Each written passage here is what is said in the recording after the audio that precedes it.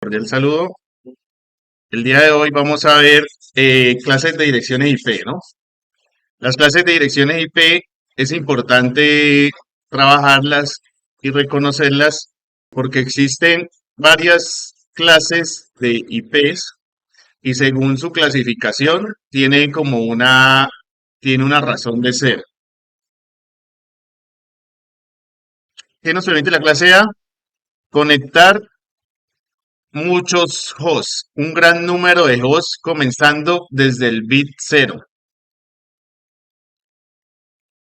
El rango que empiezan las direcciones IP de clase A empiezan 1.0.0.0.0 hasta la 126, 255, 255, 255. Entonces el primer octeto va a identificar la red y los otros tres octetos van a identificar el host o el computador, ¿vale? Entonces miren la cantidad de computadores que podemos almacenar. Si utilizamos en el último octeto 155, en el que sigue 255 y en el que sigue 255, ¿hasta cuántos computadores podríamos tener? 16.777.214. Imagínense una sala o una oficina, una empresa con esa cantidad de computadores. Pues serían ya empresas multinacionales, gigantescas.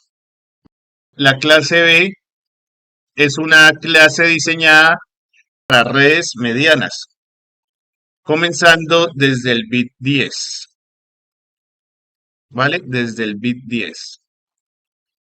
Las direcciones de la clase B van desde la 128.0.0.0 hasta la 191.255.255.255. ¿Y qué nos dice la clase B? Que los primeros dos octetos, estos dos primeros dos octetos, nos van a definir la red. Y los otros dos octetos nos van a definir el host. ¿Cuántas IPs podríamos tener en una clase B? Podría tener hasta 65.536 computadores. Siempre las tarjetas de red van a tener el 127.0.0.1. Eso es norma. Las características de la clase C. Primero es un rango de direcciones que empieza con el bit 110 y se utiliza en redes pequeñas. ¿Cuál es el rango de cobertura de una clase C?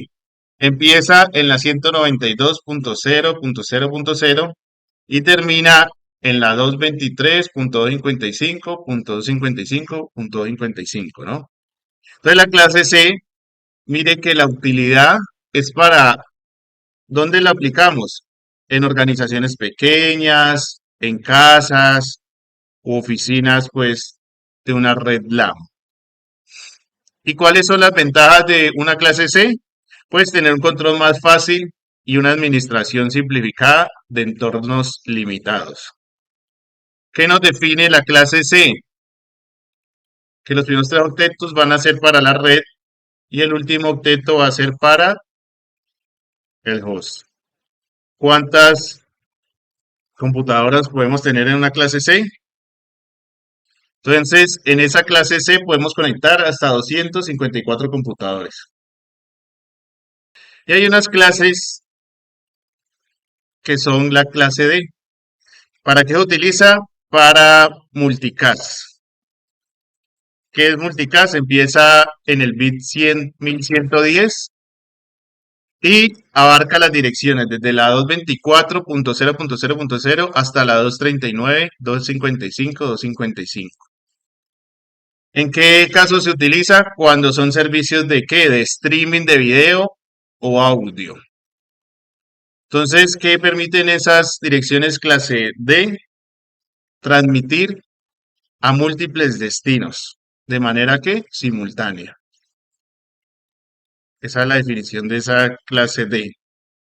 ¿Y para qué se utilizan? Para optimizar la transmisión de datos, tanto de la forma en que se envía como se reciben los datos a la vez.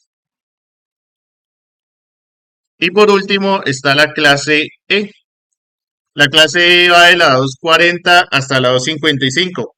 ¿Para qué está destinada la clase E?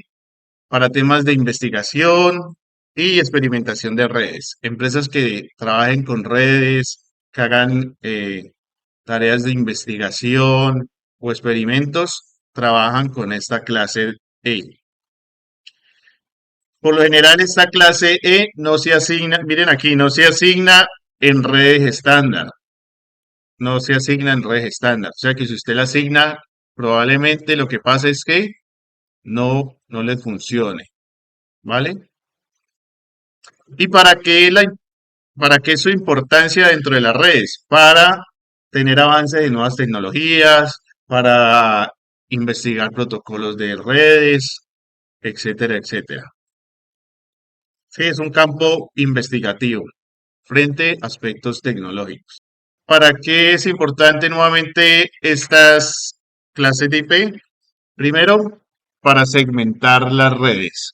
Aparte, tener un mejor rendimiento de red.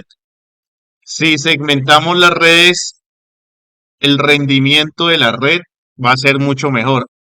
Otra característica importantísima es enrutar, una optimización dentro del enrutamiento. Otro aspecto importante es que nos permite administrar una red de manera mucho más fácil. Otro factor importante es la escalabilidad. Si yo tengo un buen control dentro de mi red, si tengo una buena gestión de mis clases de IP, yo puedo escalar una red de forma mucho más fácil. Y por último, ¿por qué se asignan las IPs en las empresas o en las corporaciones? Primero, para tener, como les dije, una manera organizada esa red. Segundo, por ejemplo, si son organizaciones gubernamentales, para gestionar bien los sistemas de información. ¿En qué otro momento asignamos estas direcciones IP? Por ejemplo, aplicaciones del Internet de las cosas.